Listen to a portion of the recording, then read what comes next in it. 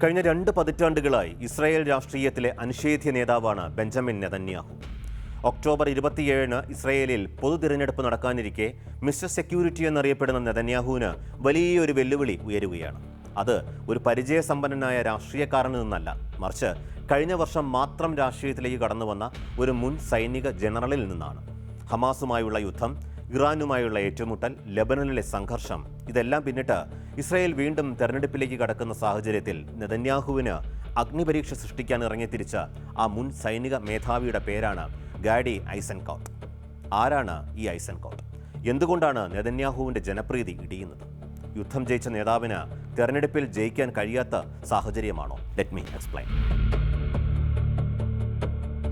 1996 മുതൽ വിവിധ കാലഘട്ടങ്ങളിലായി ഇസ്രായേൽ ഭരിച്ച ബെഞ്ചമിൻ നെതന്യാഹു രാജ്യത്തിൻ്റെ ഏറ്റവും കൂടുതൽ കാലം പ്രധാനമന്ത്രിയായ നേതാവാണ്. സുരക്ഷാ വിഷയങ്ങളിൽ കടുത്ത നിലപാട് സ്വീകരിക്കുന്ന നേതാവെന്ന ഇമേജാണ് അദ്ദേഹത്തിനുള്ളത്. എന്നാൽ 2023 ഒക്ടോബർ 7-ലെ ഹമാസ് ആക്രമണത്തിന് ശേഷം ആരംഭിച്ച യുദ്ധവും തുടർന്ന് ഗാസ, ലെബനൻ, ഇറാൻ എന്നിവിടങ്ങളിൽ സൈനിക നടപടികളും രാജ്യത്തെ ആഴത്തിൽ വിഭജിച്ചു. യുദ്ധം തുടരുന്നതിനൊപ്പം ബന്ദികളെ തിരികെ കൊണ്ടുവരുന്നതിലെ പരാജയം, സമ്പദ് വ്യവസ്ഥയിലെ സമ്മർദ്ദം, സർക്കാരിനെതിരായ പ്രതിഷേധങ്ങൾ എന്നിവ നെതന്യാഹുവിൻ്റെ ജനപ്രീതിയെ ബാധിച്ചുവെന്നാണ് സർവേകൾ സൂചിപ്പിക്കുന്നത്. ഗാഡി ഐസൻകോട്ട് എന്ന 66-കാരൻ ഒരു സാധാരണ രാഷ്ട്രീയക്കാരനല്ല. ഇസ്രായേൽ പ്രതിരോധ സേനയുടെ മുൻ ചീഫ് ഓഫ് സ്റ്റാഫ്, ഏകദേശം 4 പതിറ്റാണ്ട് സൈനിക സേവനം, ഗാസയിലും ലെബനനിലും നിരവധി സൈനിക ഓപ്പറേഷനുകൾക്ക് നേതൃത്വം നൽകിയ വ്യക്തി. നെതന്യാഹുവിൻ്റെ രാഷ്ട്രീയത്തിന് തികച്ചും വിപരീതമായ സാധാരണക്കാരൻ്റെ പശ്ചാത്തലമാണ് അദ്ദേഹത്തിനുള്ളത്. ഇസ്രായേലിലേക്ക് കുടിയേറിയ ഒരു സാധാരണ മൊറോക്കൻ ജൂത കുടുംബത്തിലാണ് അദ്ദേഹം ജനിച്ചത്. അതേസമയം അമേരിക്കൻ വിദ്യാഭ്യാസമുള്ള ഉപരിവർഗ പശ്ചാത്തലമാണ് നെതന്യാഹുവിൻ്റേത്. 2023 ഡിസംബറിൽ ഗാസയിലെ യുദ്ധത്തിൽ ഐസൻകോട്ടിൻ്റെ മകൻ കൊല്ലപ്പെട്ടു. യുദ്ധത്തിൻ്റെ ദുരന്തം സ്വന്തം ജീവിതത്തിൽ അനുഭവിച്ചറിഞ്ഞ ഒരു പിതാവ് കൂടിയാണ് അദ്ദേഹം. അതിനാൽ സുരക്ഷാ വിഷയങ്ങളിൽ അദ്ദേഹത്തിൻ്റെ നിലപാടുകൾക്ക് പൊതുജനങ്ങളിൽ കൂടുതൽ വിശ്വാസ്യത കൈവരിക്കാനായി എന്നാണ് വിലയിരുത്തൽ. ഈ വർഷം ജൂണിലാണ് യഷർ എന്ന പേരിൽ പുതിയ രാഷ്ട്രീയ പാർട്ടി ഗാഡി പ്രഖ്യാപിച്ചത്. ഹിബ്രു ഭാഷയിൽ യഷാർ എന്നാൽ നേരായ അല്ലെങ്കിൽ സത്യസന്ധമായ എന്നാണ് അർത്ഥം വരുന്നത്. ഐസൻകോട്ടിൻ്റെ 3 പ്രധാന വാഗ്ദാനങ്ങൾ ഇവയാണ്: ദേശീയ ഐക്യം പുനഃസ്ഥാപിക്കുക, ഒക്ടോബർ 7 സുരക്ഷാ വീഴ്ചയെക്കുറിച്ചുള്ള സ്വതന്ത്ര അന്വേഷണം, എല്ലാ വിഭാഗങ്ങൾക്കും നിർബന്ധിത സൈനിക സേവനം. ഇവയാണ് ഇപ്പോൾ ഇസ്രായേൽ സമൂഹത്തിൽ വലിയ ചർച്ചയായി മാറിക്കൊണ്ടിരിക്കുന്നത്. നെതന്യാഹുവിനെ പിന്തുണച്ചിരുന്ന ചില വലതുപക്ഷ വോട്ടർമാരും ഐസൻകോട്ടിലേക്ക് മാറുന്നുവെന്നാണ് അഭിപ്രായ സർവേകൾ സൂചിപ്പിക്കുന്നത്. ഇസ്രായേലിലെ തെരഞ്ഞെടുപ്പ് ഇത്ര സങ്കീർണമാകുന്നത് എന്തുകൊണ്ടാണെന്ന് പരിശോധിക്കാം. ഇസ്രായേലിൽ ജനങ്ങൾ നേരിട്ട് പ്രധാനമന്ത്രിയെ തിരഞ്ഞെടുക്കുന്നില്ല. 120 അംഗ പാർലമെന്റായ സെനറ്റിലേക്കാണ് തെരഞ്ഞെടുപ്പ് നടക്കുന്നത്. 61 സീറ്റുകളുടെ ഭൂരിപക്ഷം തികയ്ക്കുന്ന മുന്നണിക്ക് സർക്കാർ രൂപീകരിക്കാനാവും. ഒരു പാർട്ടിക്കും ഒറ്റയ്ക്ക് ഭൂരിപക്ഷം ലഭിക്കാറില്ല.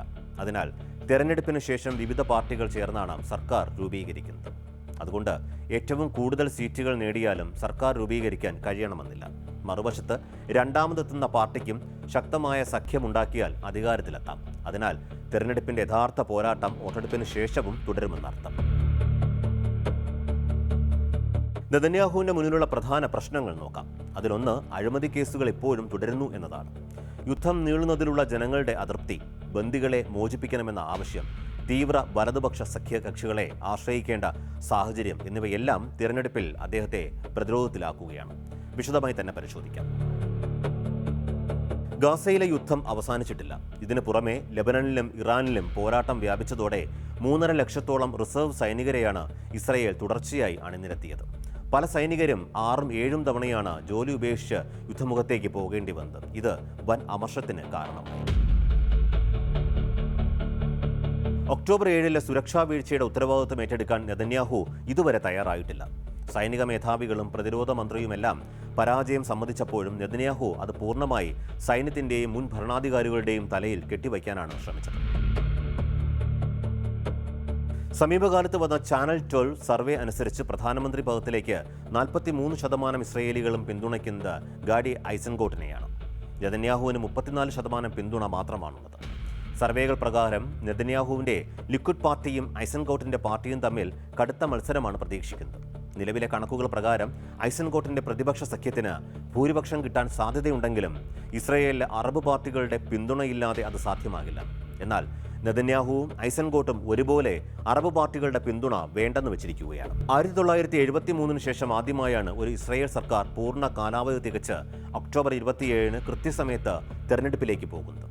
യുദ്ധകാല നേതാവെന്ന ഇമേജിൽ നെതന്യാഹു വീണ്ടും ജനവിധി തേടുമ്പോൾ സൈനിക ബന്ധവും വിശ്വാസ്യതയും മുൻനിർത്തി ഗാഡി ഐസൻകോട്ട് ഒരു പുതിയ ബദലായി ഉയർന്നു വരികയാണ്. യുദ്ധവും സാമ്പത്തിക പ്രതിസന്ധികളും കൊണ്ട് വലയുന്ന ഇസ്രായേൽ ജനത നെതന്യാഹുവിന്റെ വലതുപക്ഷ ഭരണത്തിന് വിട പറയുന്നു.